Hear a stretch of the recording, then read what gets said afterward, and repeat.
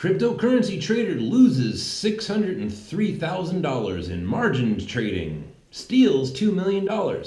Okay, now we've talked about this a number of times. The things that I'm predicting out of the cryptocurrency market and why it is that I do the show and the podcast that I do. It's not so much to try to make money, it's to try to help protect people, as these crazy times are going to attract more crazy people. We've already seen the bitconnect scams and the people robbing other people on different trading platforms and just stealing money out of thin air. We've also seen violent behavior where a man took a little infant baby and threatened that baby with a gun unless he was given codes by some traders that were trading out of their own house. A guy and his wife in England just trading out of their house, and somebody came in with a gun and threatened their little baby. For what? For money, right? For codes of this coin that we're not even really sure if it's real just yet, right? And the lengths that people go to get that money, and the crazy that comes up when this kind of money is on the table. Now let's have a look just a little bit closer into what this person's doing. Oh, and the reason why I'm doing this show, the reason why I'm doing this YouTube broadcast is because what we're seeing today and what we've seen over the past few weeks, it hasn't even begun yet. The insanity has not even yet begun.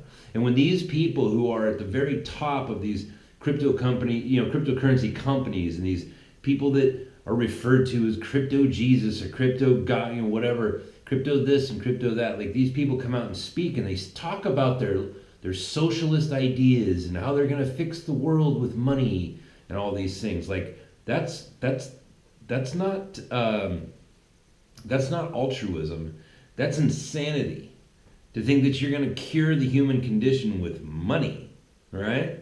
Now, let's dive a little bit deeper into this guy to see what else we can predict in the future is going to come. Let's have a look. Earlier today, it was revealed that a 24-year-old, okay, so right off the bat, he's 24. His brain is not fully formed yet as an adult. Joseph Kim, who worked for Chicago-based firm Consolidated Trading, allegedly stole $2 million to cover losses that he made in margin trading and personal investments in the cryptocurrency market. Now, this is interesting because there's only one way to trade on margin in the cryptocurrency market, and that is on Bitcoin. So this guy started trading his own account. He went long and the market went short, and he lost money. Or maybe he shorted and the market went long. Who knows what happened? But he lost $600,000 of money he didn't have, right? And the thing about margin is, and this is, okay, again, this kid's 24 years old. What's strange is that he works at a trading firm, so he should know that when trading on margin, you can and oftentimes will lose more money than you put into the market, right? But most people don't know that. And this young man evidently had no idea, even though he works at a actual trading firm in Chicago. In Chicago, that's when you trade futures on Bitcoin, that happens in Chicago, right?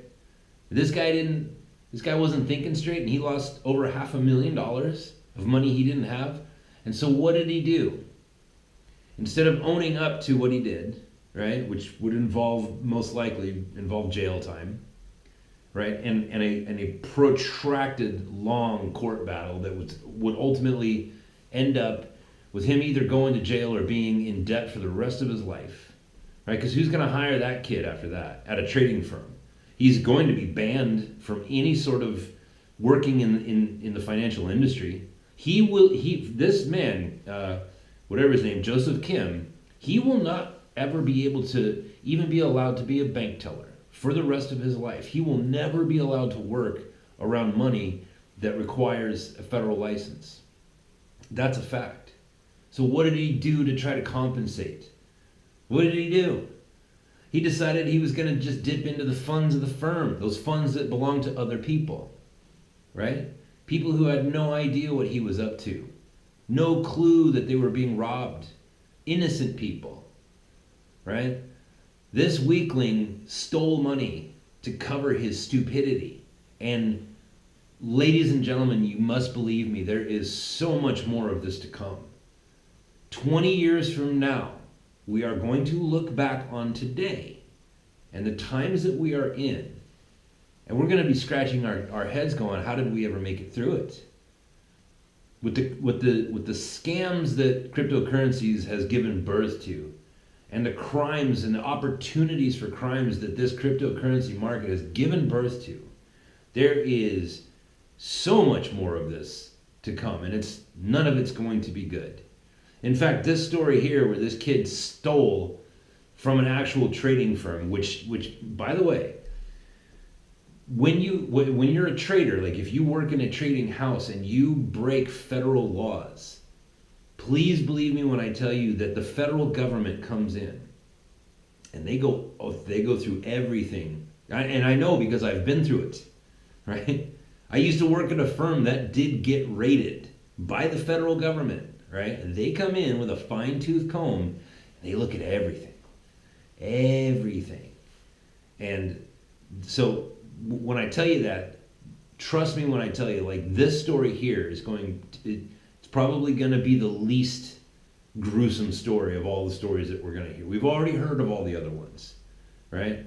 This guy stole $2 million and the firm is going to have to pay it back, right? It's $2 million, not outside of the spectrum of affordability.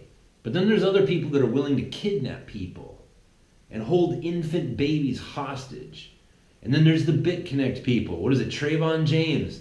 Now, you guys know I don't like to name names on this show. But Trayvon James, he's still at it. Now he's making these videos talking about like, oh, I'm the victim here. Oh, I'm black and that's why they're picking on me. It's like, no, dude, you are being prosecuted because you broke the law. You broke the law. And ignorance of the law is no excuse. You partook in a Ponzi scheme, and that is against the law. That's why we have that law. It's because it's wrong. And you knew it was wrong. And now you're posting videos pissing and moaning that you're not still making money because of Texas? Because Texas lawmakers stepped in and said, hey, you people are screwing our citizenry? And now you're turning to YouTube and you're going to pull an OJ. And OJ, let me tell you something about OJ. There was one card that got to be played that one time, and it was played. No more of that. There's not gonna be any more of that. You are going to stand in account for what you did, sir. I should say, sir. But this is not going to be the end of it. And the people like Trayvon James who boasted and bragged about how the government, what did Trayvon say? The government's bitches, bro. A guy said that on a YouTube broadcast. He said government's pussies, yo. And people took financial advice from that guy. A guy that was on a screen going, government's pussies, bro. You know what I mean? And people took financial advice from that guy. These are the times that we're living in, people, right? And when these people get caught, what do? They cower. Because that's what weaklings do. That's what thieves and murderers do. Oh no, I'm the victim here. I'm the victim. It wasn't my fault. It was their fault. Trayvon James was on his video saying that it was all the people in the world's fault who complained about getting took by BitConnect. It's all their fault, not his. Oh no. No, he's just an innocent black man who's now being persecuted because he's black, right? That's what's happening. That's the world that we're living in. And there is way more of this to come. More of this to come. More crimes, more murders, more kidnappings, more dirty deeds going on behind the scenes in financial institutions.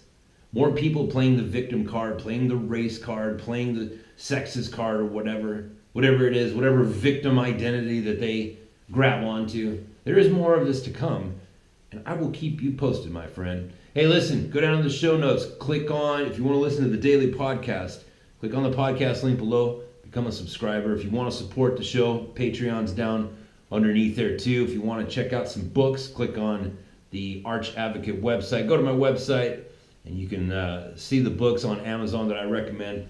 I recommend you pick those up. Hit subscribe. See that button? See that button right there? Click that button, bro.